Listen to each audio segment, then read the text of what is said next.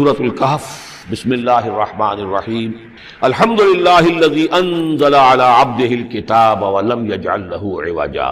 یہ پوائنٹ میں نوٹ کرا چکا ہوں کہ آخری آیت کیا تھی؟ قل الحمد للہ، کہو قل حمد اللہ کے لیے ہے۔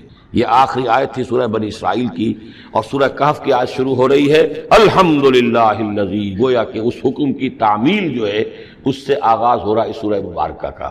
اس کو میں نے کہا تھا یہ انٹر لاکڈ ہیں دونوں صورتیں جو ہیں، جیسے آتا ہے تورات میں کہ حضرت یعقوب اپنے بھائی عیسو کی ایڑیاں پکڑے ہوئے تولد ہوئے، یہ جڑواں پیدا ہوئے تو دو بھائی عیسو اور یعقوب۔ عیسو بڑے تھے، یعنی بڑے اس معنی میں جو بھی ہوتے ہیں جڑواں، ان میں جو پہلے جس کی ولادت ہو جائے وہ بڑا ہوتا ہے، چاہے 2 منٹ کا فرق ہو 5 منٹ کا فرق ہو۔ تو اس کی ولادت کے بعد پھر حضرت یعقوب کو عقب کہتے پیچھے کو، پیچھے آنے والا یعقوب، اس لیے ان کا نام پڑ گیا ہے کہ یہ پچھلا ہے۔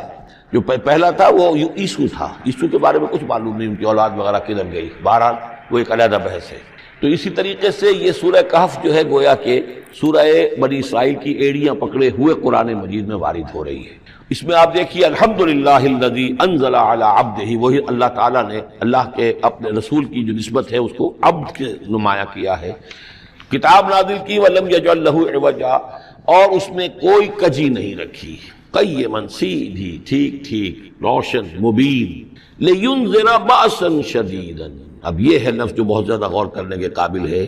اس کتاب کے حضور پر نزول کے مقاصد میں سے ایک یہ بھی ہے خبردار کر دیں ایک بہت بڑی آفت سے۔ ویسے باسن جب واحد آتا ہے تو عام طور پر اس کے معنی جنگ ہوتے ہیں، جب جمع میں آتا ہے تو سختی، مصیبت، بھوک، فاقہ، یہ سارے بأسا۔ آیت البر میں بھی ہم نے پڑھا والصابرین فی البأساء والضراء وحین البأس۔ باسا جب جمع میں آیا ہے تو فقر و فاقہ، تکلیف، مصیبت، اور حین الباس جنگ کے وقت۔ تو ان دونوں کو ذہن میں رکھیے، بہت بڑی آفت، بہت بڑی آفت، بہت بڑی آفت ایک تو ہے دجالی فتنے کی، دجال المسیح الدجال جو آنے والا ہے، جس کے بارے میں حدیث میں آتا ہے کہ کوئی نبی اور رسول ایسا نہیں گزرا جس نے اپنی قوم کو دجال کے فتنے سے آگاہ نہ کیا ہو، اور پوری انسانی تاریخ میں دجال کے فتنے سے بڑا کوئی فتنہ نہیں، اور وہ ہر بندہ مومن کے امتحان کے لیے کڑا ترین جو ہے مرحلہ آ جائے گا، سخت ترین امتحان اس کا لیا جائے گا۔ تو یہ جو سختی ہے اس کی خبر دیتے ہوئے یہ سورہ مبارکہ نازل ہو رہی ہے، اور خاص طور پر اسے باسن اگر جنگ کے معنی میں لیں تو الملحمۃ العظمیٰ، کتاب الملاحم، جو کہ آپ دیکھیں گے احادیث کی کتابوں میں پورا باب ہے کتاب الملاحم، اور اس کا تعلق بھی دجال کے ساتھ ہے، کیونکہ پھر دجال ہی کو قتل کریں گے حضرت مسیح علیہ السلام نازل ہو کر۔ تو یہ سارا مسئلہ جو ہے اس کی خبر دینے کے لیے قیما لینذر بأسا شدیدا من لدنہ، گویا کہ یہ جو احادیث کی کتابوں میں آپ کو حدیث کے ابواب ملتے ہیں، چاہے وہ کتاب الفتن ہو اور چاہے وہ کتاب جو ہے آثار قیامہ ہے، اس طرح کے جتنے بھی ہیں، اور کتاب الملاحم ہے، یہ گویا کہ اس کی شرح ہے لینذر بأسا شدیدا من لدنہ، اور یہ ہوگا بھی خاص اللہ کی طرف سے، یہ آزمائش بھی، یہ دجال کا فتنہ بھی، یہ بہت بڑی جنگ بھی، جس کو آرمگڈون کہتے ہیں، کرسچین جو ٹریڈیشن ہے اس میں اس کے لیے لفظ ہے آرمگڈون، ایک بہت بڑی جنگ ہوگی۔ ڈکشنری میں بھی آپ دیکھیں گے کہ خیر اور شر کی قوتوں کے درمیان اس دنیا کے خاتمے سے پہلے ایک بہت بڑی جنگ ہونی ہے جس کا نام یہ آرمگڈون ہے۔ لینذر بأسا شدیدا من لدنہ ویبشر المؤمنین الذین یعملون الصالحات، اور تاکہ بشارت دے وہ ان اہل ایمان کو جو نیک عمل کرتے ہوں، ان لہم اجرا حسنا، کہ ان کے لیے ہوگا بہت اچھا بدلہ، ماکثین فیہ ابدا، اور وہ اس میں رہیں گے ہمیشہ ہمیشہ۔ یہ جو دجالی فتنہ ہے اس کے ساتھ ایک خاص مناسبت ہے سورہ مبارکہ کی۔ احادیث میں آتا ہے کہ دجالی فتنے کے اثرات سے بچنے کے لیے اس سورہ مبارکہ سے ذہنی اور قلبی رشتہ مفید ہے، اس کی تلاوت کرتے رہنا، خاص طور پر جمعے کے روز پوری سورہ کہف، ورنہ یہ کہ کم سے کم اس کی ابتدائی اور آخری آیات ان کی بڑی اہمیت ہے۔ دجالی فتنہ اصل میں کیا ہے سمجھ لیجئے کہ ایک تو ہے دجالی فتنہ بالعموم، دجل کہتے ہیں فریب کو، جیسے کہ کوئی نبی نہیں ہے وہ اس نے فریبی لبادہ اوڑھ لیا، نبوت کا دعویٰ کر رہا ہے، وہ دجال ہے۔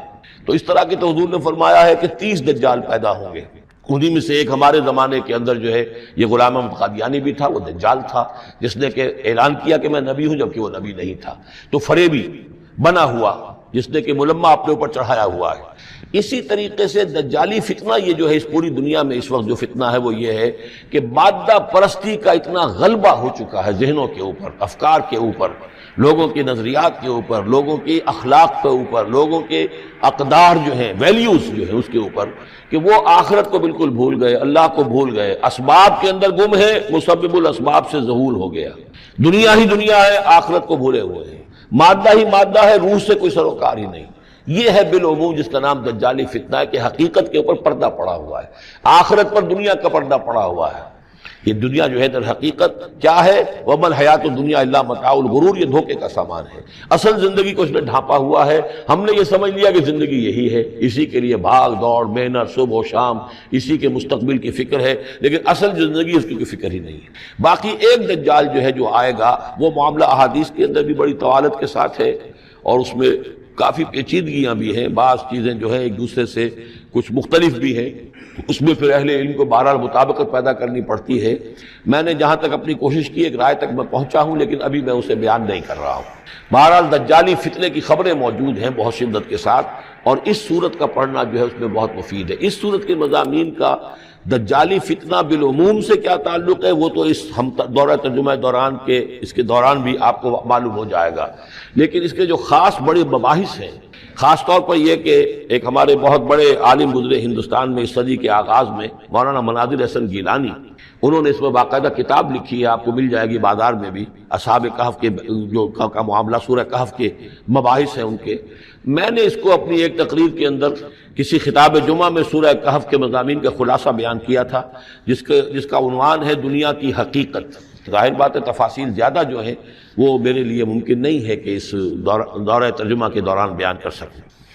وَيُنذِرَ الَّذِينَ قَالُوا اتَّخَذَ اللَّهُ وَلَدًا، اور خبردار کر دے ان لوگوں کو جنہوں نے کہا کہ اللہ نے بیٹا بنایا۔ یہ ساری دجالیت جو ہے اس کی جڑ کیا ہے؟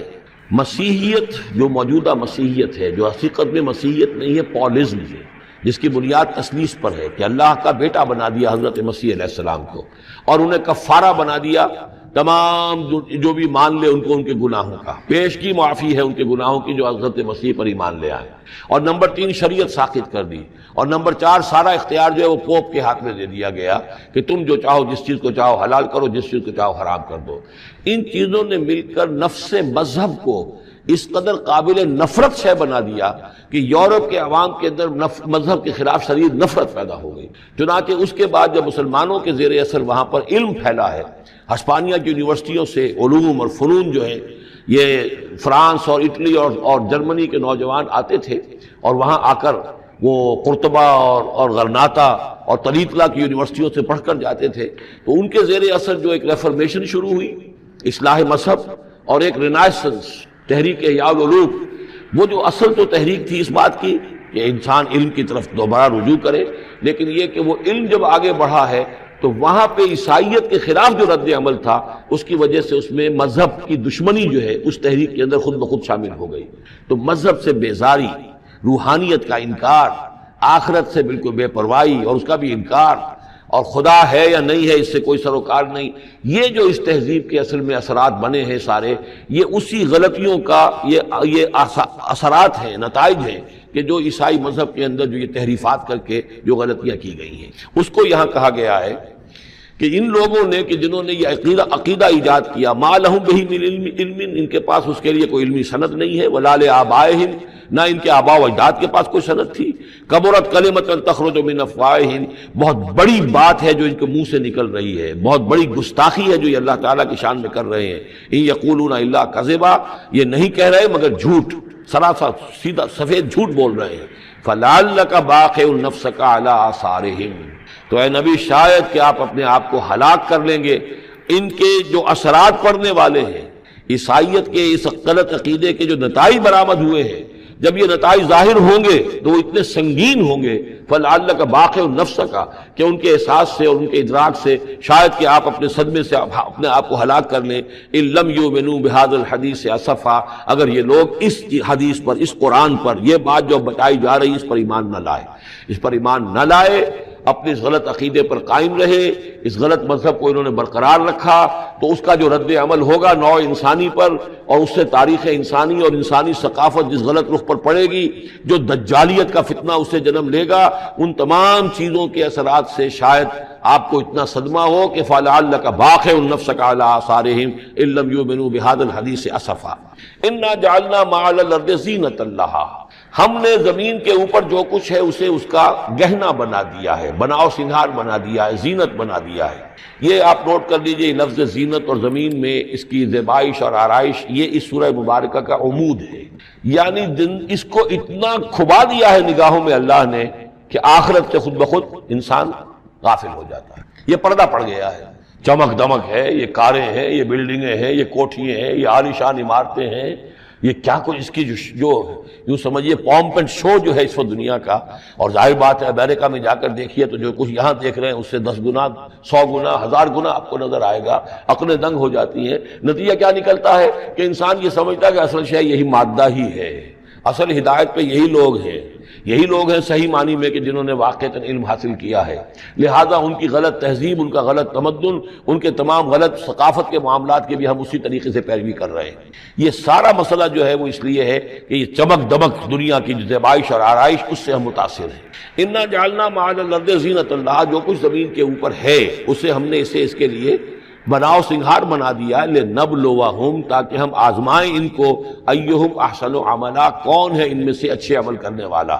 یعنی اب یوں دیکھیے وہ شعر جو ایک ہے، اگرچہ ذرا تھوڑا سا شان باری تعالیٰ کے اعتبار سے تو شاید اتنا مناسب نہ ہو، لیکن یہ کہ مفہوم کو ادا کرتا ہے کہ رخ روشن کے آگے شمع رکھ کر وہ یہ کہتے ہیں ادھر آتا ہے دیکھیں یا ادھر پروانہ جاتا ہے۔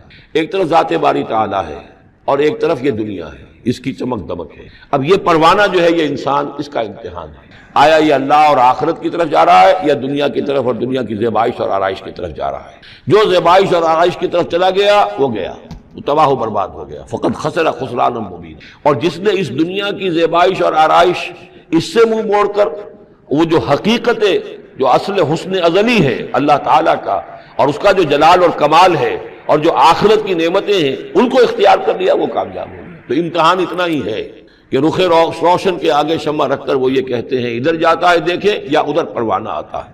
وَإِنَّا لَجَاعِلُونَ مَا عَلَيْهَا صَعِيدًا جُرُزًا، اور یہ کہ جو کچھ بھی اس پر ہے ہم ایک وقت آئے گا کہ اس کو بنا کر رکھ دیں گے جیسے کہ میدان جس میں سے کہ فصل کاٹ لی گئی ہو۔ جب قیامت ہوگی کیا ہوگا یہاں پر اسی زمین کو، نہ یہاں پہ کوئی وہ پہاڑ رہ جائیں گے کوٹ کوٹ کر چپٹی کر دی جائے گی، نہ یہ آپ کے پاس جو ہیں وہ اسکائی اسکریپرز رہ جائیں گے، نہ یہ اعلیٰ شان عمارتیں ہوں گی، کچھ نہیں ہوگا۔ یہ سب برابر ہوگا جیسے کہ کسی کھیت کے اندر فصل کاٹ دی جاتی ہے تو اب وہ پڑا ہوتا ہے ویران۔ وَإِنَّا لَجَاعِلُونَ مَا عَلَيْهَا صَعِيدًا جُرُزًا، ہم اسے کر کے چھوڑیں گے ایسا کھیت کہ جہاں پر چورا پڑا ہوا ہو، صرف بچا کھچا جو ہے وہ اس کا توڑی کا، اور کچھ نہ ہو۔ ام حسبت ان اصحاب الکہف والرقیم کانوا من آیاتنا عجبا، اب یہاں سے اصحاب کہف کی بات شروع ہو رہی ہے، کیونکہ پوچھوایا تھا یہودیوں نے اصحاب کہف کون تھے۔ کیا تم سمجھتے ہو کہ اصحاب الکہف والرقیم، رقیم جو ہے ان کی تختی تھی ایک جس کے اوپر ان کے حالات لکھ کر، جو ان کے ایک جو کہف تھی ان کی غار جو تھی اس کے اوپر لگا دی گئی تھی، تو انہیں اصحاب الکہف بھی کہتے ہیں، اصحاب الرقیم بھی کہتے ہیں، یہ دونوں انہیں ایک ہی گروہ کے نام ہیں۔ کیا وہ تمہارے خیال میں ہماری بڑی عجیب آیات میں سے تھا؟ یعنی واقعتاً بات تو غیر معمولی تھی، لیکن حقیقت میں ہمارے ہاں تو ہماری تخلیق میں، ہماری صنائی میں اس سے ہزاروں گنا زیادہ عجیب باتیں ہوتی ہیں، ہمارے لیے تو وہ کچھ ہے ہی نہیں کسی بھی درجے میں، تم سمجھتے ہو کہ شاید وہ بہت بڑی بات ہے۔ یہ سابق کہف کا جو قصہ ہے، اب میں سمجھتا ہوں کہ پورے وثوق کے ساتھ ہم کہہ سکتے ہیں کہ یہ قصہ کیا تھا۔ دیکھیے جب حضرت مسیح علیہ السلام آئے ہیں تو یہ پورا علاقہ جو ہے فلسطین کا، اور یہاں پہ جو آپ نے تبلیغ کی ہے، تو یہ اس وقت رومن امپائر کا ایک حصہ تھا۔ اگرچہ مقامی طور پر ایک لوکل بادشاہ جو تھا یہودی وہاں پر حکومت کر رہا تھا، لیکن وہ پپٹ تھا، اصل میں تو حکومت جو تھی رومیوں کی، جو رومی تھے بت پرست۔ اور اس کے بعد چونکہ انہوں نے بغاوت کی، حضرت مسیح تو اٹھا لیے گئے سن 30 عیسوی کے آس پاس یا 33 عیسوی کے آس پاس، لیکن اس کے بعد جو ہے ان یہودیوں نے بغاوت کی رومیوں کے خلاف، جس کے نتیجے میں سن 70 عیسوی میں ٹائٹس رومی نے تو ان کی حکومت بھی ختم کی اور بیت المقدس کو برباد کیا، یروشلم کو تباہ کیا، 1,33,000 یہودیوں کو قتل کیا اور ان کو بھیج دیا، نکال دیا وہاں سے باہر۔ اس وقت کا معاملہ یہ ہے کہ اب کوئی اکے دکے جو بھی رہ جاتے تھے یہاں پر، کوئی یہودی یا عیسائی، یہودیوں کو تو نکال دیا، عیسائی رہ گئے، لیکن عیسائیوں پر بھی بہت ظلم ہوتا تھا۔ یہ موحد تھے، حضرت عیسیٰ کے ماننے والے، وہ بت پرست تھے۔ تو اس زمانے میں کہیں بادشاہ کوئی تھا، ڈیسیس یا دقیانوس جس کو کہتے ہیں، اس کے زمانے میں کچھ جو عیسائی تھے حضرت عیسیٰ پر ایمان رکھنے، آج کے عیسائیوں پر قیاس نہ کیجیے، جو نصارہ تھے حضرت عیسیٰ کو ماننے والے جو موحدین تھے، ان میں سے کچھ نوجوانوں کی پیشی ہوئی بادشاہ کے دربار میں۔ انہوں نے کہا کہ تم اپنے نئے دین سے اگر باز نہیں آؤ گے، اتنے دن کی مہلت تمہیں دی جا رہی ہے تو تمہیں سولی چڑھا دیا جائے گا، بس مہلت دی جا رہی ہے، جاؤ غور کر لو، سوچو۔ ان لوگوں نے آ کر سوچا کہ اب نہ تو ہمارے لیے یہ ممکن ہے کہ ہم مقابلہ کر سکیں، چلو کسی غار میں چھپ جاتے ہیں، دیکھیں اللہ تعالیٰ کیا کرتا ہے ہمارے لیے۔ وہ ایک غار میں جا کر چھپے ہیں، اور غار میں جا کر چھپے ہیں تو اللہ نے انہیں وہاں پر سلا دیا، موت طاری نہیں کہ سلا دیا۔ اللہ کروٹ بھی بدلواتا رہا، ان کے لیے سارا کچھ بندوبست کیا، اللہ کی قدرت میں تھا۔ حضرت عزیر کو 100 برس کے لیے مار دیا تھا، موت کے بعد ان کو دوبارہ زندہ کر دیا۔ لیکن یہ کہ ان کا معاملہ یہ ہے کہ ان کو وہاں پر جو ہے تقریباً 300 برس یہ وہاں پر پڑے رہے اس غار کے اندر۔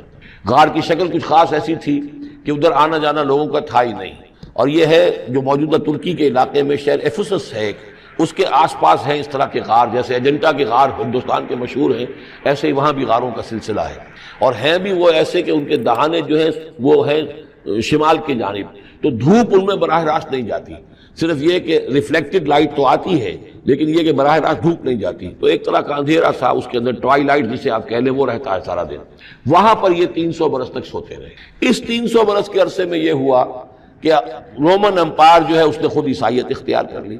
300 عیسوی کے اندر کانسٹنٹائن جو تھا ایمپرر، وہ عیسائی ہو گیا، اب پوری امپائر جو عیسائی ہو گئی۔ اب اس کے زمانے میں اس کے بعد تھیوڈوسیس ہے ایک، 446 عیسوی میں یہ تھا، اس کے زمانے میں اللہ تعالیٰ نے ان لوگوں کو جگایا 300 برس کے بعد۔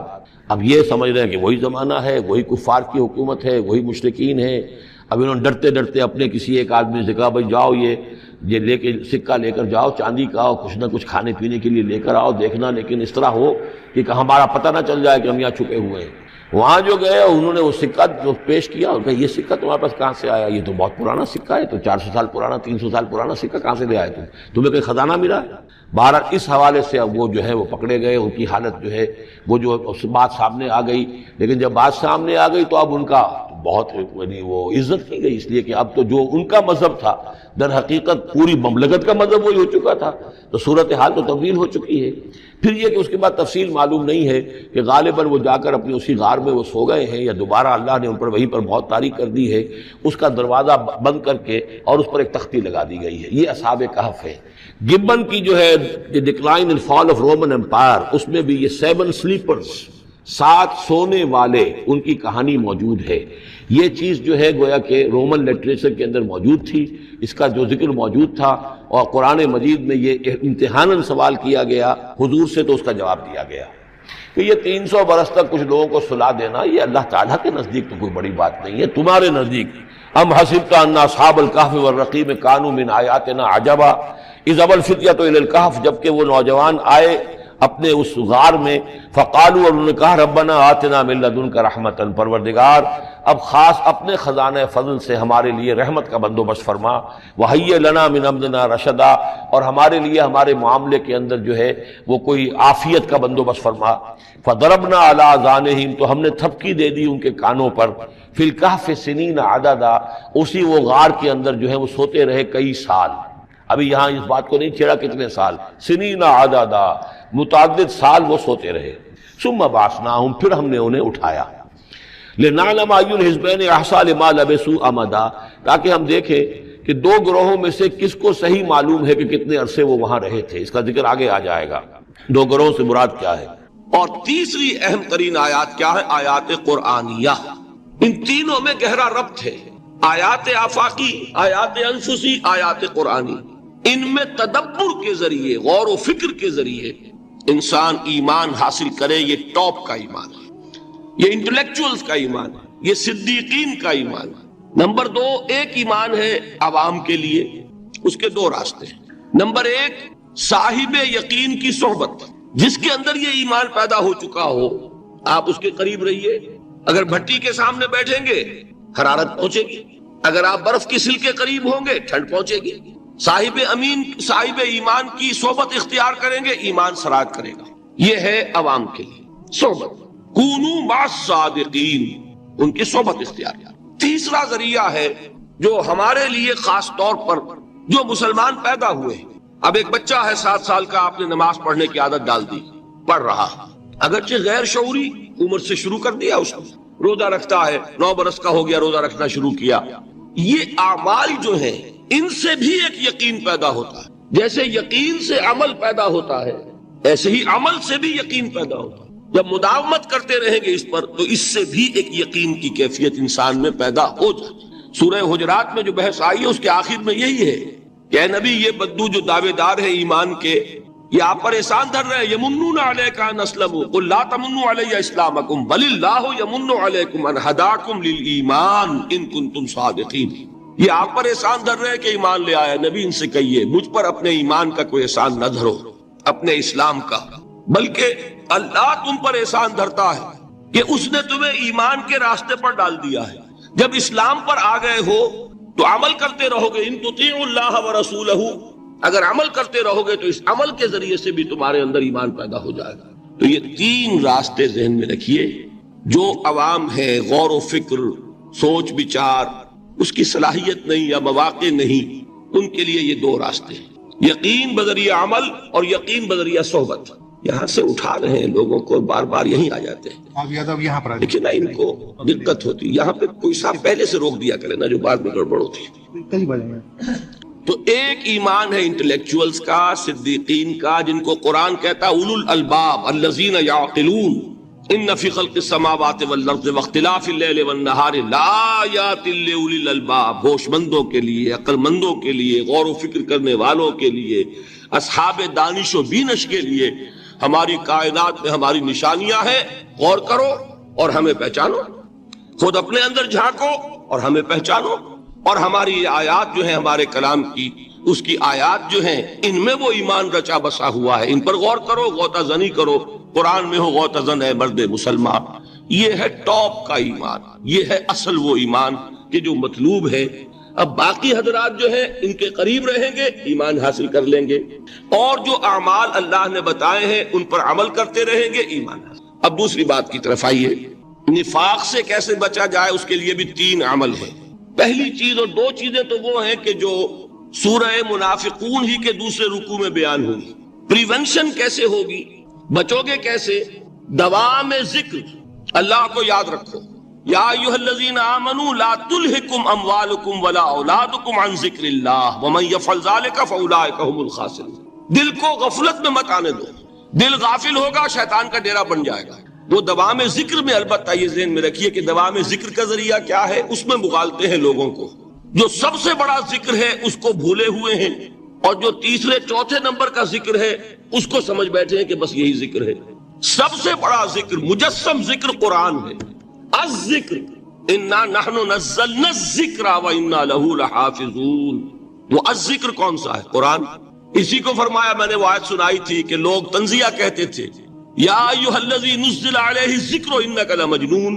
حضور سے مخاطب ہو کر کہتے ہیں فلاں جس کے اوپر کے اس کے خیال کے مطابق ذکر نازل ہوا ہے، ہم تو تمہیں پاگل سمجھتے ہیں. وہاں بھی لفظ کیا ہے؟ الذکر. تو معلوم کیا ہوا؟ انا انزلنا الیک الذکر لتبین للناس ما نزل الیہم. یہ الذکر ہے. تو اس سے بڑا ذکر کوئی نہیں. تلاوت قرآن، تدبر قرآن، غور و فکر قرآن کا، قرآن کو یاد کرنا. اس پر میرا کتاب چاہے مسلمانوں پر قرآن مجید کے حقوق، اب تو یہاں شاید کوئی کتاب موجود نہیں رہی ہے. بہرحال اگر آپ کو ضرورت ہوتی ہے پاکستان سے منگا لیتے ہیں، ہر شے پڑھیے، انشاءاللہ آ جائے گی چیز. نمبر 2 ذکر کیا ہے؟ اقیم الصلاۃ لذکری. نماز کو قائم کرو میری یاد کے لیے. یہ ذریعہ ذکر میں، وہ تو ہے ہی مجسم ذکر، اور یہ ذریعہ ذکر میں سب سے اہم ہے. یہ عملی ذکر بھی ہو رہا ہے اور قولی بھی ہو رہا ہے. سورہ فاتحہ پڑھی آپ نے، قرآن شریف کی کچھ آیات پڑھی، پھر رکوع کیا. یہ رکوع جو ہے یہ آپ کا عملی ذکر ہے کہ آپ نے اپنے وجود سے اللہ کی عظمت کو تسلیم کیا. پھر آپ سجدے میں گرے، یہ آپ کا عملی ذکر ہے کہ اپنے وجود سے آپ نے اللہ کی عظمت کو اور تسلیم کیا. تیسری چیز ہے مسنون دعائیں اور مسنون اذکار جو حضور سے ثابت. ہمارے ہاں کیا ہو گیا، مجھے فلاں بزرگ نے یہ چیز بتائی ہے، وہ تو پڑھتے چلے جا رہے ہیں. نہ قرآن سے دلچسپی، نہ اذکار مسنونہ سے دلچسپی، ادعیہ معصورہ۔ آپ غور کریں گے کہ زندگی کے ہر عمل کے لیے حضور کی دعا موجود ہے۔ صبح اٹھے دعا ہے، آنکھ کھلتے ہی بیت الخلاء میں داخل ہونے لگے دعا ہے، نکلے دعا ہے، وضو کرنے بیٹھے دعا ہے، فارغ ہوئے دعا ہے، مسجد کے لیے گھر سے نکلے دعا ہے، مسجد میں داخل ہوئے دعا ہے، مسجد میں تو ہے ہی ذکر، نماز ہے، تلاوت ہے، باہر نکلے دعا ہے، گھر میں داخل ہونے لگے پھر دعا ہے، سواری پر سوار ہو رہے ہیں دعا ہے، اتر رہے ہیں دعا ہے، شیشہ دیکھ رہے ہیں دعا ہے، کپڑے پہن رہے ہیں دعا۔ زندگی کا کوئی عمل نہیں یہاں تک کہ جو تعلق زن و شو ہے، جس کو کہ خالص حیوانی بات سمجھا جائے گا، اس کے لیے بھی دعا ہے۔ غفلت میں وہ کام بھی نہیں کرتا، سمجھ رہے ہیں آپ؟ اب آپ غور کیجئے، اس میں کوئی اضافی وقت نہیں لگا، کوئی اضافی پوسچر اختیار نہیں کیا آپ نے، یوں بیٹھو، اس طرح بیٹھو، یوں کرو، کوئی آپ کا وقت اضافی نہیں لگا۔ جو کام کر رہے ہیں اور آپ اللہ کو یاد کر رہے ہیں، اور وہ اللہ کی یاد اس کام کی مناسبت سے ہے۔ ان ادعیہ معصورہ سے دو تعلق جڑ گئے انسان کے۔ دعا کس سے کر رہے ہیں؟ اللہ سے، جڑا کہ نہیں؟ اور یہ الفاظ کس کے ہیں؟ محمد رسول اللہ کے۔ تو آپ کے دو تعلق جڑ گئے۔ آپ اپنی جی سے گھڑ کر دعا مانگیں گے تو پہلا تعلق تو ہو جائے گا، دوسرا نہیں ہوگا۔ بہتر سے بہتر دعا مانگ لیں آپ، لیکن حضور سے جو معصور اور مسنون الفاظ جب آپ زبان سے نکالتے ہیں تو آپ کا تعلق اللہ سے بھی ہوا بذریعہ دعا، اور وہ الفاظ چونکہ حضور کے ہیں صلی اللہ علیہ وسلم تو حضور کے ساتھ ہوا۔ یہ تیسرا درجہ ہے۔ چوتھے درجے میں مانتا ہوں کہ ایک ہوتی ہے خاص کسی شخص کے امراض کی تشخیص کرنے کے بعد تجویز۔ کوئی اگر طبیب ہے، ماہر طبیب روحانی، وہ آپ کو دیکھے گا تو اندازہ لگائے گا کہ آپ میں کیا کمی ہے، اس کے مطابق آپ کو ذکر بتائے گا۔ بھئی فلاں آیت کا مراقبہ کیا کرو۔ کسی میں بزدلی ہوتی ہے، کسی میں مال کی محبت زیادہ ہوتی ہے، کسی میں توکل کی کمی ہے، کسی میں شہرت کی خواہش ہے، نمایاں ہونے کا جذبہ ہے، کسی میں تکبر ہے۔ سب کا ایک سا برس تو نہیں ہوتا نا۔ تو یہ در حقیقت اندھے کی لاٹھی سے نہیں چلنے والی بات، یہ تو ماہر کی کا کام ہے کہ وہ تجویز کرے کہ تمہارے لیے خاص طور پر ذکر یہ۔ در حقیقت ہمارے جو یہ سلسلے تھے سلوک کے، یہ بڑے ماہر ہوتے تھے، یہ لوگ بڑے ماہر اطباء تھے۔ یہ جو علم نفسیات ہے اس کے ہمارے صوفیاء سے بڑھ کر کبھی کوئی عالم گزرا ہی نہیں دنیا میں۔ فرائیڈ کیا ہے اور ایڈلر کیا ہے اور یونگ کیا ہے، بچے ہیں۔ ہمارے صوفیاء کرام نے جس طرح انسان کی نفسیات کو سمجھا اور وہ ان کی مناسبت سے تجویز کرتے تھے، لیکن اس کو رکھا جائے گا چوتھے نمبر پر۔ جیسے مولانا احمد علی صاحب فرمایا کرتے تھے، بھائی اس آیت کا مراقبہ کیا کرو۔ مراقبہ کیا مانی؟ اب ان الفاظ کو بھی ہم نے خام خواہ کچھ خاص ایک شکل دے دی۔ مراقبہ کیا؟ توجہ کرنا، دھیان کرنا، خاص اس آیت کے اوپر، اس کے معانی پر اپنے ذہن کو جمانا۔ وہ کیوں ہے؟ تاکہ آپ کے اندر جو کمی ہے اس کی تلافی اس سے ہو۔ لیکن یہ کہاں آئے گا؟ چوتھے نمبر پر، سمجھ گئے؟ تو نفاق سے بچنے کا ذریعہ، پریونشن کیا ہے نفاق سے؟ دوام ذکر۔ نہ تمہیں تمہاری اولاد، نہ تمہارے اموال، نہ تمہاری تجارت، نہ کاروبار اللہ کے ذکر سے غافل نہ کر سکے۔ پنجابی میں کہتے ہیں کہ ہتھ کارول اور دل یار ول۔ کام کر رہے ہیں آپ، لیکن یہ کہ دل اللہ کے ساتھ لگا ہوا ہے، زبان تر ہے اللہ کی یاد سے۔ جو قرآن یاد ہے، گاڑی میں آپ بیٹھے جا رہے ہیں، 2 گھنٹے آپ کو کار میں لگانے ہیں، قرآن شریف پڑھتے جائیے، اس سے بڑا ذکر ہی کوئی نہیں۔ یہ ہے پریونشن۔ اب اگر مرض ہو جائے تو کیا؟ اس کے لیے 2 چیزیں ضروری ہیں۔ ایک دیکھیے، عجیب ہے یہ، نفاق کا علاج انفاق سے، صرف ایک الف لگانا۔ انفاق کے معنی اور ہے، یہ بنا ہے کس سے؟ نفقت الدراہم، پیسے ختم ہو گئے، مک گئے، یا نفق الفرس، گھوڑا مر گیا۔ تو مال کو کھپانا، لگانا اللہ کی راہ میں۔ اگر دل میں نفاق کی کوئی آلائش آئی ہے تو اس کا ازالہ ہوگا انفاق فی سبیل اللہ سے۔ مال اللہ کی راہ میں دیجئے، صدقہ کیجئے، خیرات کیجئے، دیجئے، اللہ کے دین میں لگائیے۔ جتنا لگائیں گے نفاق دھل جائے، اس لیے کہ اصل سبب نفاق کا ہے ہی حب دنیا، دنیا کی محبت۔ لہذا اس کا ازالہ ہوگا جو سب سے محبوب شے ہے، مال۔ انہ لحب الخیر لشدید، مال محبوب ترین ہے کہ نہیں؟ لہذا اس کو اللہ کی راہ میں لگائیں گے تو وہ نفاق دھل جائے گا۔ اور ایک اور چیز ہے جو بہت اہم ہے، بہت ہی شعوری طور پر اس کا اہتمام کیجئے۔ جس وقت دین کے کسی فرض کی انسان کو سمجھ آ جائے، اس کا شعور پیدا ہو جائے، پھر ڈیلے نہ ہو۔ ذرا سا ڈیلے جو ہے اس پر عمل کرنے میں یہ در حقیقت نفاق کو جڑ پکڑنے کا موقع دینا ہے. Immediate action. ایک بات سمجھ میں آ گئی، فوراً عمل. اس میں شیطان کیا کرتا ہے، ذرا ٹھہر جاؤ، ابھی دیکھو یہ فرض ہے، یہ ذمہ داریاں ہیں، یہ کرنا ہے، وہ پھر لگا دینا اپنے آپ کو. بہت سے لوگ کہتے ہیں بس یہ ریٹائرمنٹ کے بعد تو سارا میں دین کے لیے وقف کر دوں گا. اول تو خدا کے بندے تمہارے اندر رہ کیا جائے گا ریٹائرمنٹ کے بعد؟ سارا تو کھپ چکو گے، رہ کیا جائے گا؟ دوسرے یہ کہ یہ بھی جان لیجئے کہ کار دنیا کسے تمام نہ کر. ریٹائرمنٹ کے بعد کون فارغ ہو جاتا ہے؟ بیٹوں بیٹیوں سے فارغ ہوئے تو پوتے پوتیاں موجود ہیں، نواسے نواسیاں موجود ہیں. کبھی بھی وہ بوجھ ختم نہیں ہوتا زندگی کا. وہ تو یہ کہ آج بات سمجھ میں آئی ہے تو آج عمل ہونا چاہیے. قرآن مجید میں سورہ انعام میں بڑی شدید وعید آئی ہے. الفاظ ہیں یہ وَنُقَلِّبُ أَفْئِدَتَهُمْ وَأَبْصَارَهُمْ كَمَا لَمْ يُؤْمِنُوا بِهِ أَوَّلَ مَرَّةٍ. انسان پر ایک حقیقت کا انکشاف ہوا کہ یہ بات حق ہے، فوراً تسلیم کرے. کسی مصلحت کی وجہ سے، کسی بزدلی کی وجہ سے، کسی لالچ کی وجہ سے، کسی اپنی سیادت یا قیادت کی وجہ سے کیسے مان لوں؟ لوگ کہیں گے کہ یہ نیچے ہو گیا، وہ اونچا ہو گیا جس کی بات مانی. کسی وجہ سے رک گئے تو اللہ تعالیٰ اندر سے وہ جو استعداد ہے حق کو پہچاننے کی وہ سلب کر لیتا ہے. وَنُقَلِّبُ أَفْئِدَتَهُمْ وَأَبْصَارَهُمْ. ہم الٹ دیں گے ان کے دلوں کو بھی اور ان کی آنکھوں کو بھی. کیوں؟ كَمَا لَمْ يُؤْمِنُوا بِهِ أَوَّلَ مَرَّةٍ. اس لیے کہ وہ پہلی مرتبہ جب انکشاف حق ہوا ہے وہ ایمان نہیں لایا. اس کا میں ایک واقعہ آپ کو سنانا چاہتا ہوں کہ کس طرح صحابہ کرام پر بھی وقتی طور پر یہ واقعہ اگر صحابہ کرام کا نہ ہوتا تو یہ حقائق سمجھ میں نہ آتے. غزوہ تبوک کے موقع پر یہ میں جملہ انکمپلیٹ رہ گیا، ضعف ایمان کا حملہ ہو جاتا تھا، نفاق کا نہیں معاذ اللہ. لیکن ضعف ایمانی کی اگلی منزل شروع ہو جاتی ہے نا، نفاق. جہاں جھوٹ بولنا شروع کیا نفاق، جھوٹی قسمیں کھانی شروع کی سیکنڈ سٹیج، اور جہاں مومنین صادقین سے بغض اور عداوت پیدا ہو گیا وہ تھرڈ سٹیج.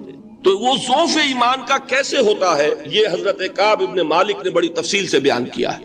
غزوہ تبوک کے موقع پر جہاں منافقین نے آ کر جھوٹے بہانے بنائے، جھوٹی قسمیں کھائیں اور حضور سے ایگزمپشن لے لی، چھٹی لے لی، رخصت لے لی، وہاں 3 ایسے صحابہ بھی تھے جو مومن صادق تھے، لیکن وقتی طور پر شیطان نے انہیں ورغلایا. کیسے ورغلایا وہ سمجھ لیجیے. کعب ابن مالک نے تفصیل سے بیان کیا ہے، اور میرے نزدیک یہ جہاں تک میرا مطالعہ ہے طویل ترین حدیث ہے، بخاری اور مسلم میں بھی موجود ہے.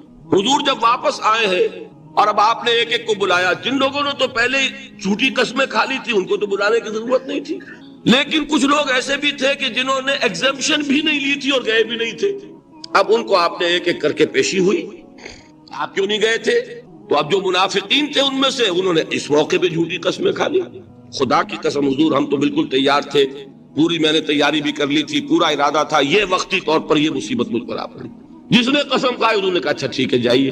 کعب ابن مالک کی باری آئی تو ان کے الفاظ اپنے یہ کہ جب میں قرآن حکیم نے بھی سورہ آل عمران کے آخری رکوع میں ذکر کو سب سے پہلے اور سب سے اہم عامل کی حیثیت سے شمار کیا. چنانچہ اس کی پہلی آیت جو ہے سورہ آل عمران کے آخری رکوع کی، اس میں تو وہی مضمون جو میں بیان کر چکا وہ آیا ہے. ان فی خلق السماوات والارض واختلاف اللیل والنہار لآیات لأولی الالباب. یقیناً آسمان اور زمین کی تخلیق میں اور دن اور رات کے الٹ پھیر میں نشانیاں ہیں ہوش مندوں کی. ان کے ذریعے سے انسانی شعور کے اندر وہ معرفت رب اجاگر ہوگی. وہ پہلا مرحلہ اس نے طے کر لیا، وہ ڈورمنٹ معرفت اب ایکٹیویٹ ہو گئی. اب مزید فکر کا مرحلہ ہے جو اگلی آیت میں آیا ہے،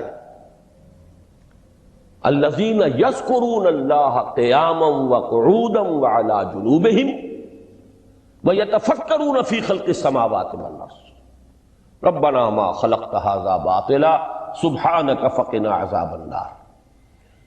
یعنی تفکر جو ہے ویتفکرون فی خلق السماوات والارض، وہ تفکر کرتے ہیں، غور و فکر کرتے ہیں آسمان اور زمین کی تخلیق میں، لیکن اس تفکر کے ساتھ لازماً ذکر اور ذکر مدام. ذکر بھی وہ کہ جو مستقل ہو، ہر حالت میں ہو.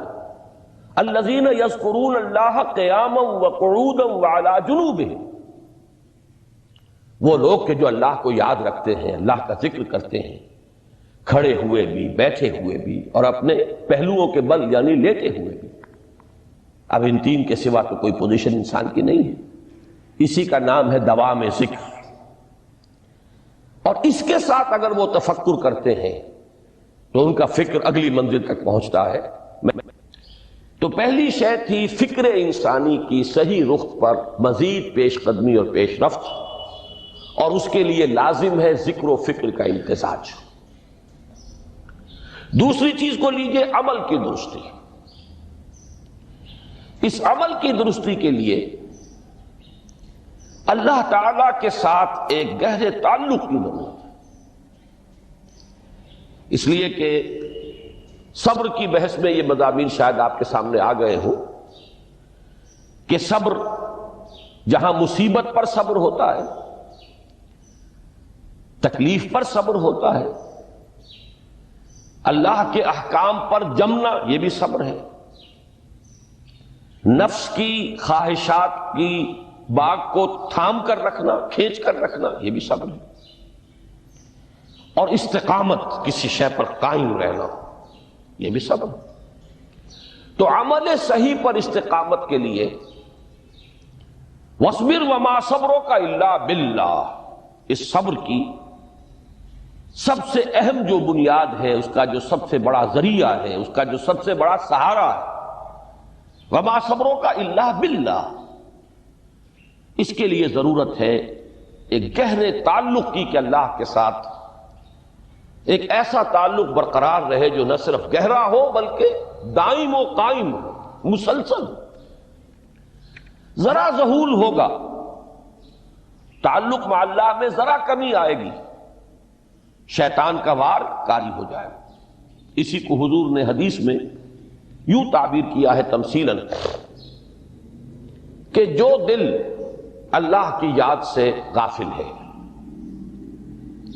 اس پر، فارسی کا وہ مقولہ بھی ہے کہ خانہ خالی را دیو می گیرت، گھر خالی رہے تو جنات اس پر دیو جو ہے آ کر قبضہ جما لیتے ہیں۔ تو خانہ قلب جو ہے اگر یاد خدا بندی سے خالی ہو گیا تو شیطان ابلیس لعین اپنی تھوتنی ٹکا دیتا ہے۔ یہ لفظ آتا ہے سور کے منہ کے لیے تھوتنی، جس طرح اس کا نکلا ہوا سا منہ ہوتا ہے آگے، تو یہ لفظ استعمال کیا گیا کہ وہ اپنی تھوتنی انسان کے دل پر جما کر اور پھوکے مارنی شروع کر دیتا ہے۔ تو شیطان کو موقع ہی تب ملتا ہے جب انسان کے تعلق مع اللہ کے اندر کمی ہو، وہ خانہ بالکل خالی ہو گیا ہو یا اتنا ضعیف ہو گیا ہو کہ کل عدم ہو جائے، گویا کہ نہیں۔ تیسری چیز کی طرف آئیے، روحانی ترقی۔ روحانی ترقی کے لیے میں ایک اصطلاح کے سامنے لا رہا ہوں، اس سے مراد کیا ہے؟ روحانی ترقی کے لیے ہماری دینی اصطلاح ہے تقرب الی اللہ، اللہ سے قریب تر ہوتے چلے جانا۔ اس پر میرا ایک کتابچہ بھی ہے، تقرب الی اللہ کے دو مدارج، دو درجے، جو در حقیقت ایک حدیث نبوی علیہ الصلوۃ والسلام ہی پر مبنی ہے کہ حضور نے ایک درجہ قرار دیا ہے تقرب بالفرائض، فرائض کے ذریعے سے انسان اللہ کا قرب حاصل کرے۔ ایک ہے تقرب بالنوافل، نوافل کے ذریعے سے اللہ کا قرب حاصل کرے۔ ان میں کیا نسبت و تناسب ہے، اہمیت کے اعتبار سے کون بڑھ کر ہے، بلندی کے اعتبار سے کون بڑھ کر ہے، یہ تمام مسائل میں نے اپنی اس تقریر میں بیان کیے تھے جو اس کتاب میں شائع ہوئی ہے۔ اس وقت میں اس کی تفصیل میں نہیں جا رہا، صرف یہ تذکرہ اس لیے کر رہا ہوں کہ جن کو بھی خواہش ہو جائے وہ اس کا مطالعہ کرے۔ ہماری اس وقت کی گفتگو سے وہ کتابچہ اس جگہ پر منسلک ہوگا۔ تو تقرب الی اللہ، یہ تقرب کوئی فزیکل فینومینن نہیں ہے، جسمانی یا مادی مسئلہ نہیں ہے۔ اللہ سے قرب یہ نہیں ہے کہ کوئی کروڑوں میل کا فاصلہ ہے اب ہمیں کوئی رسی پر چڑھنا ہے اوپر بڑی محنت اور مشقت سے، فصل تو ہے ہی نہیں، فاصلہ ہے ہی نہیں، بعد ہے ہی نہیں. نحن اقرب الیہ من حبل الورید، ہم تو انسان سے اس کی شہرگ سے بھی زیادہ قریب. ہوا معکم اینما کنتم، وہ تو تمہارے ساتھ ہی ہوتا ہے جہاں کہیں بھی تم ہو، بس صرف یہ کہ تمہاری توجہ نہیں ہوتی، تم اور چیزوں میں مشغول و مصروف رہتے ہو، تم ہماری طرف دھیان ہی نہیں دیتے، تم ہماری طرف متوجہ ہی نہیں ہوتے. ہم تو مائل بے کرم ہے، کوئی سائل ہی نہیں، راہ دکھلائیں کسے رہنو منزل ہی نہیں. انسان جب متوجہ ہو جاتا ہے اور بڑھتا ہے، آگے پیش قدمی کرتا ہے روحانی اعتبار سے، تو یہ ہے در حقیقت تقرب اللہ، اور اسی کو ہم کہیں گے روحانی ترقی. اب ان تین چیزوں کو اگر آپ نے ذہن میں جما لیا، پھر میری بات کی ترتیب اس کو ذہن میں قائم کیجئے. ہم چلے کہاں سے؟ کہ دین کے ساتھ اصل مناسبت فلسفے کی نہیں، حکمت کی. نمبر 2، حکمت قرآنی کا پہلا اور اہم ترین اور بنیادی مسئلہ معرفت رب کا حصول ہے. اس کا نتیجہ شکر خداوندی ہے. اس کا ذریعہ آیات آفاقی، آیات انفسی، اور سب سے بڑھ کر آیات قرآنیہ ہیں، جو الذکر ہے، جو تذکرہ ہے، جو ذکرہ ہے. لیکن اس پہلے مرحلے کو اگر کوئی انسان بفضل ہی تعالی، اللہ کے فضل و کرم سے طے کر لے، اب اس کے سامنے تین مسئلے ہیں. فکر کی مزید پیش رفت، مزید پیش قدمی صحیح رخ پر، اس کے لیے ذکر اور فکر دونوں کا امتزاج لازمی ہے. فقر قرآن اختلاط ذکر و فکر. الذین یذکرون اللہ قیاما وقعودا وعلی جنوبہم ویتفکرون فی خلق السماوات والارض.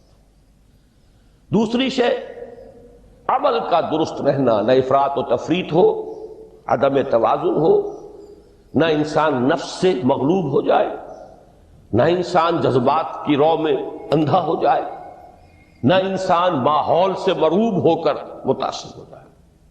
صحیح رخ پر اس کا عمل. نمبر 3، روحانی ترقی، جو اصل حاصل ہے، جو اصل مقصود ہے. نمبر 2 چیز کے لیے تعلق مع اللہ ضروری، نمبر 3 کے لیے تقرب الی اللہ ضروری. اب غور کیجئے، ان تینوں چیزوں کا بڑا گہرا تعلق ہے نماز کے ساتھ. ان تینوں کے لیے ستون کی حیثیت نماز کو ہے. لہذا ایمان کے بعد یا معرفت رب کے بعد حکمت دین کا اہم ترین مسئلہ نماز، صلاۃ. اس لیے کہ ایک طرف یہ انسان کو اللہ کے ساتھ ایک گہرے تعلق کا ذریعہ فراہم کرتی ہے. اپنے تمام مصروفیات میں سے، ان مشغولیتوں میں جن میں گم ہونے کا خدشہ ہوتا ہے، نکلو. 24 گھنٹے کے معمولات میں سے کم 5 مرتبہ تو لازماً نکلو، اور اپنے آپ کو ذرا، اپنے حواس کو بھی، اپنی باطنی کیفیات کو بھی ذرا تازہ کرو. اگر کوئی گندگی، نجاست، کسی طرح کی ناپاکی کا کوئی معاملہ ہے، طہارت حاصل کرو. طہارت سے تمہارے اندر روح کو بھی بالیدگی ہوگی، تمہارے حواس بھی تازہ ہوں گے. تم گویا کہ بحیثیت کل تمہاری ہستی چاق و چوبند ہو جائے گی. وہ کسل، وہ سستیاں، وہ جو ایک کثافتیں ہوتی ہیں، ان سب سے نجات حاصل کرو. اور اب اپنے رب کے حضور میں کھڑے ہو جاؤ، اس کے ساتھ اپنا عہد بھی تازہ کرو، اس کی اہم صفات کو بھی اپنے ذہن میں پھر مستحضر کرو. یہی وجہ ہے، دیکھیے میں نے جو آیات آپ کو شروع میں سنائی تھی، سورہ لقمان کی 2 آیتیں. پہلی آیت میں اس کا ترجمہ کر چکا. دوسری آیت وَلَقَدْ وَإِذْ قَالَ لُقْمَانُ لِابْنِهِ وَهُوَ يَعِظُهُ يَا بُنَيَّ لَا تُشْرِكْ بِاللَّهِ إِنَّ الشِّرْكَ لَظُلْمٌ عَظِيمٌ. اس کے بعد درمیان میں کچھ مضمون آ کر پھر وہ آیہ مبارکہ آئی، یا بنی اقیم الصلاۃ وامر بالمعروف وانہ عن المنکر واصبر علی ما اصابک۔ گویا کہ اہم ترین چیز، بنیادی ترین چیز، اللہ کو محض پہچان لینا کافی نہیں ہے، یاد رکھنا ضروری ہے۔ اللہ یاد رہے گا تو فکر صحیح آگے بڑھے گا، اللہ یاد رہے گا اور اس کے ساتھ ایک گہرا تعلق جو ہے برقرار رہے گا تو عمل درست رہے گا۔ بالکل یہی بات سورہ طٰہٰ میں جو پہلی وحی حضرت موسیٰ علیہ السلام پر ہوئی اور پہلا مخاطبہ ہے، چونکہ حضرت موسیٰ کو یہ انبیاء کرام کے مقدس گروہ میں ایک امتیازی حیثیت حاصل ہے کہ ان سے براہ راست گفتگو ہوئی ہے، اگرچہ صرف ایک پردہ تھا، اوٹ من ورائے حجاب گفتگو ہوئی ہے، لیکن یہ کہ کوئی فرشتے کا درمیانی جو ہے وہ لنک نہیں تھا، براہ راست اللہ تعالیٰ نے حضرت موسیٰ علیہ السلام سے کلام فرمایا۔ کلم اللہ موسیٰ تکلیما، موسیٰ سے تو اللہ نے کلام فرمایا جیسے کہ کلام کیا جاتا ہے۔ تو پہلا مخاطبہ ہے، یہ پہلا مکالمہ ہے، پہلی وحی کہیے، اسی میں یہ الفاظ بھی موجود ہیں، اننی انا اللہ لا الہ الا انا فاعبدنی واقم الصلاۃ لذکری۔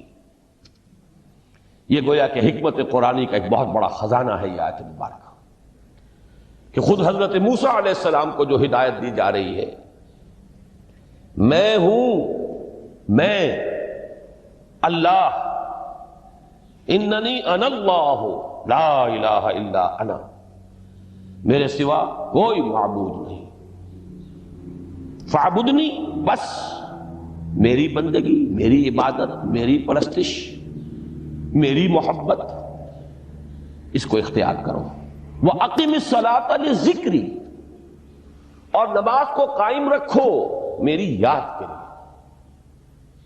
بلکہ اسی سلسلہ کلام میں آگے چل کر سورہ طٰہٰ میں آتا ہے، کافی گفت و شنید کے بعد جب حضرت موسیٰ نے کچھ معذرت بھی کی، کچھ دعائیں بھی کی، اللہ نے ایک دعا قبول بھی کی کہ ان کے بھائی کو بھی شریک کر دیا، حضرت ہارون کو بھی۔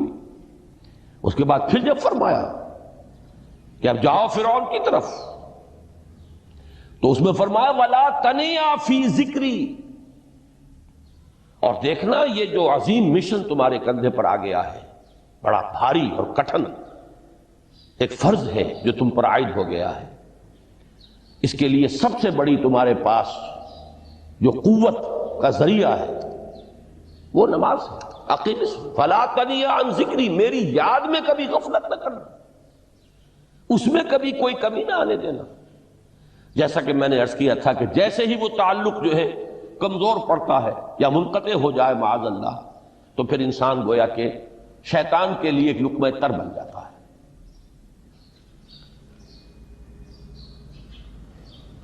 اب آپ غور کیجئے، تیسری شے تقرب الی اللہ،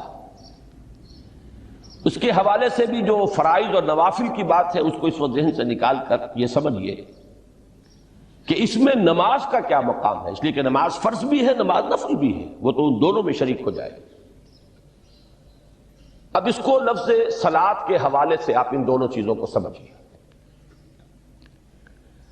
صاد لام واو یا یہ چونکہ حروف علت ایک دوسرے سے بدلتے رہتے ہیں، یہ جو مادہ ہے اس کی جو خالص لغوی اصل ہے، جو خالص عربی زبان میں اس کا بنیادی مفہوم ہے، وہ آگ جلانا یا آگ تاپنا یا آگ سینکنا، حرارت حاصل کرنا۔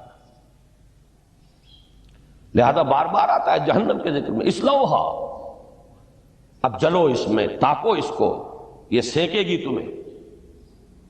بلکہ تفتلون کا لفظ آیا ہے حضرت موسیٰ کے کلام میں، جب وہ گئے تھے کوہ طور پر، جب پہنچ گئے تو تھے آگ تک کی تلاش میں، لعلکم تفتلون، تو اپنے اہل خانہ سے یہی کہا تھا کہ مجھے کہیں وہ روشنی نظر آ رہی ہے، غالباً کوئی وہاں سے آگ مل سکے گی، ورنہ یہ کہ کوئی رہنمائی کو رستہ مجھے مل سکے گا، میں وہ آگ لے آؤں گا، کوئی چنگاری وہاں سے لے آؤں، لعلکم تفتلون۔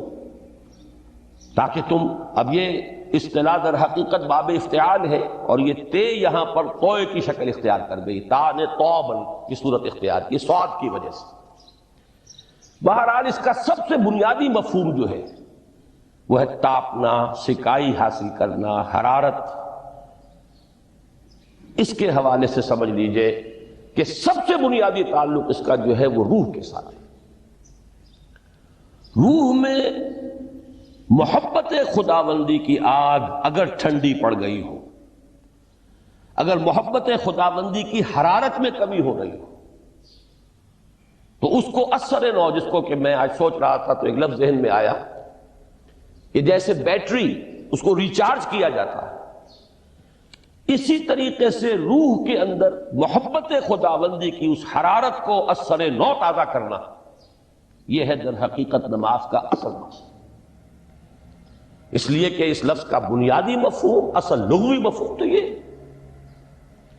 اگرچہ اس کا سب سے زیادہ کثرت سے جو استعمال ہوتا ہے، اور لفظ صلاۃ جس سے در حقیقت جس تصور پر مبنی ہے وہ ہے اقدام، کسی کی طرف متوجہ ہونا اور پھر دعا۔ صلاۃ کا سب سے قریبی مفہوم لفظی جب بیان کیا جائے گا، اس سے مراد، اس کے معنی، تو دعا اس میں اہم ترین ہے۔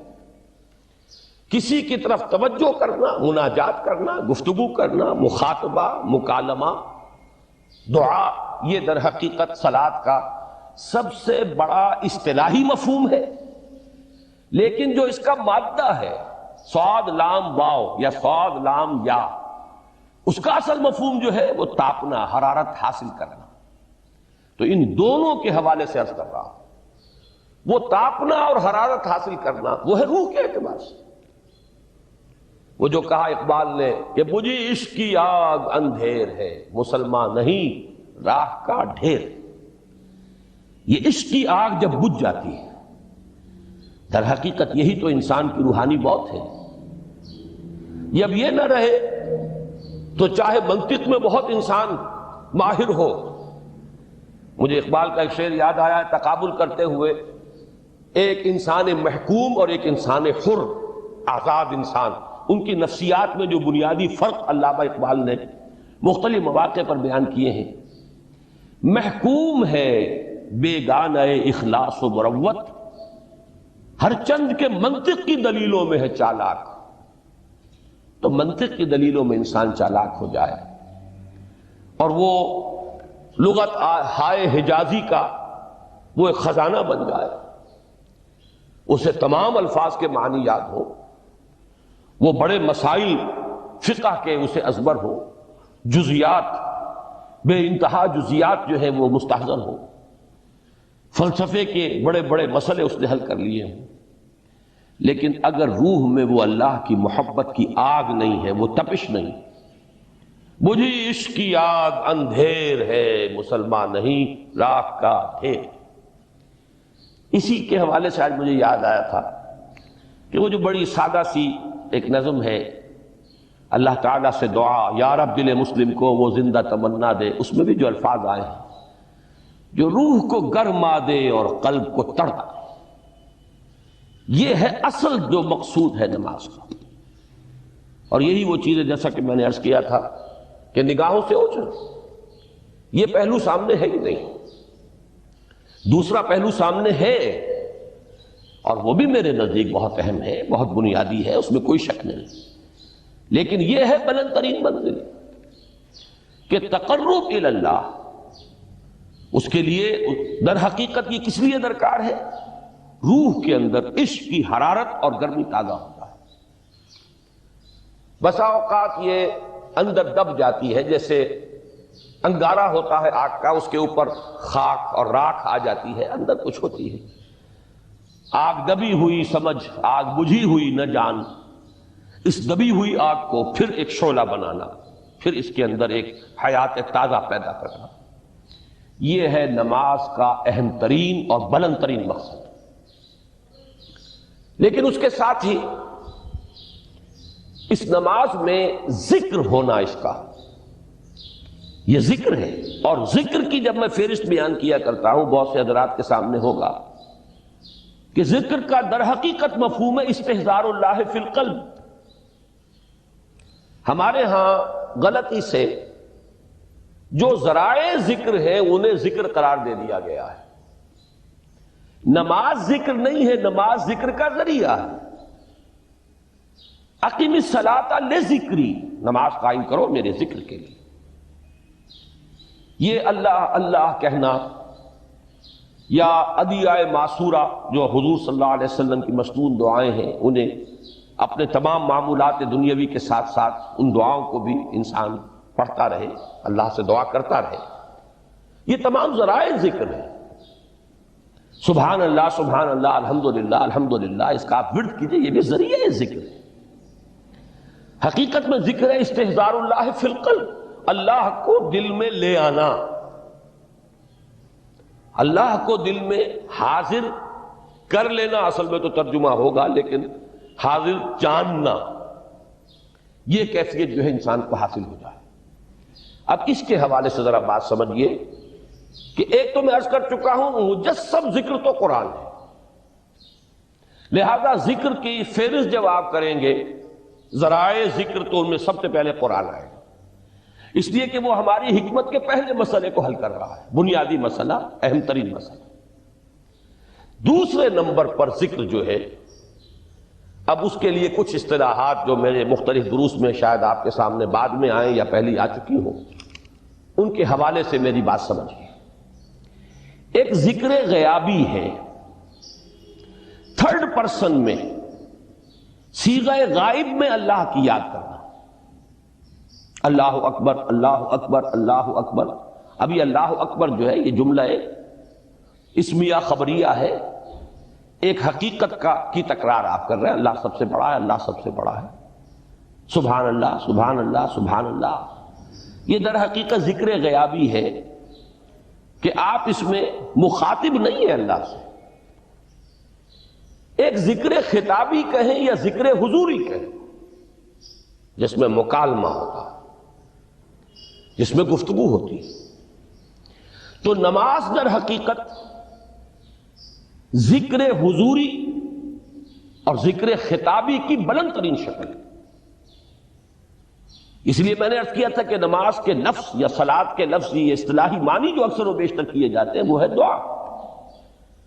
اور دعا میں ہوتا کیا ہے؟ مکالمہ ہے، مخاطب، اے اللہ، اے میرے رب، اے پروردگار. پھر یہ کہ اس میں اقدام اور کسی کی طرف متوجہ ہونا. یہی وجہ ہے کہ افتتاح صلاۃ، نماز کو شروع کرنے کے لیے، ایک تو وہ الفاظ جو قرآن مجید میں آئے ہیں، انی وجہت وجہی للذی فطر السماوات والارض حنیفا وما انا من المشرکین. یہ ہے توجہ کا ارتکاز، بشرطے کہ یہ صرف الفاظ ہی نہ نکل رہے ہوں، واقعتاً یہ تعبیر ہو اس وقت کی انسان کی نفسیاتی کیفیت کی، کہ شعوری طور پر وہ فیصلہ کرتا ہے کہ اب میں منقطع ہو رہا ہوں، ہر چہار طرف سے اپنی توجہ کو ہٹا کر، ہر مسئلے سے اپنے آپ کو خالی و ذہن کر کے، یعنی ظاہری اور باطنی دونوں اعتبار سے میں اپنی توجہ کا ارتکاز کر رہا ہوں اس ذات کی طرف جس نے آسمان اور زمین کو پیدا کیا، اور بالکل یکسو ہو کر رہا ہوں. انی وجہت وجہی للذی فطر السماوات والارض حنیفا وما انا من المشرکین. اور دوسری وہ جو دعا جس سے ہم افتتاح کرتے ہیں اپنی نماز کا، دیکھیں اس میں خطاب کا کس قدر اہتمام. وہاں سبحان اللہ نہیں ہے، سبحانک اللہم، پاک ہے تو اے رب ہمارے، وبحمدک وتبارک اسمک وتعالی جدک. آپ غور کر رہے ہیں، یہ ہے خاطب، براہ راست مخاطب ہونا شروع ہو رہی ہے.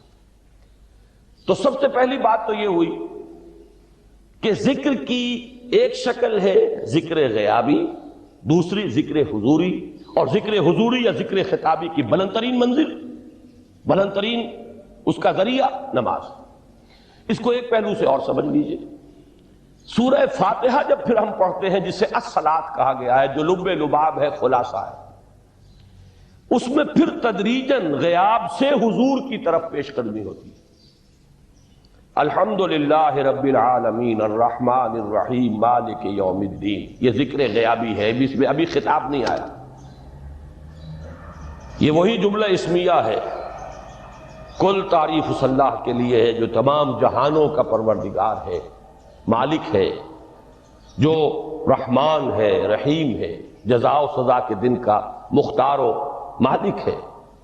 اب یہ غیاب سے حضور کی طرف، ایاک نعبد و ایاک نستعین اہدنا الصراط المستقیم، یہ ہے وہ۔ اب پہلے ایک معاہدہ ہے، ایک اقرار ہے، اعتراف ہے، وعدہ